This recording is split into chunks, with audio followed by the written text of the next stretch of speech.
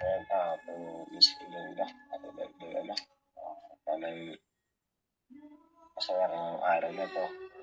Continuing din lang, paano weekend na lalo pag kailangan nagtatrabaho kasi yan lang yung pakailangan na natin.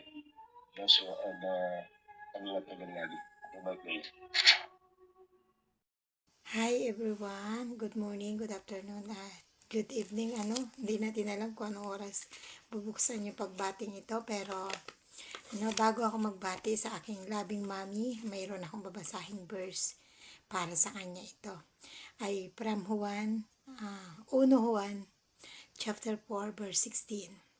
Kaya nalalaman natin at pinaniniwalaan natin ang pag-ibig ng Diyos sa atin. Ang Diyos ay pag-ibig at ang sino mang nabubuhay na may pag-ibig ay nananatili sa Diyos at ang Diyos sa kanila. Nananatili ang Panginoon sa tao na may pag-ibig. God bless po at maraming salamat. Una, syempre, binabati ko ng happy birthday ang labing mami ko. Nawa ay patuloy. Ingatan at gabayan ka ng ating Panginoon. Marami pang birthday, more powers. At syempre, more pag-ibig na nanatili sa iyong puso. At ayun nga, sobrang thank you. I am so blessed dahil may mami ako nakilala at ikaw yon. Salamat sa buhay mo at sa pagpapagamit sa Panginoon.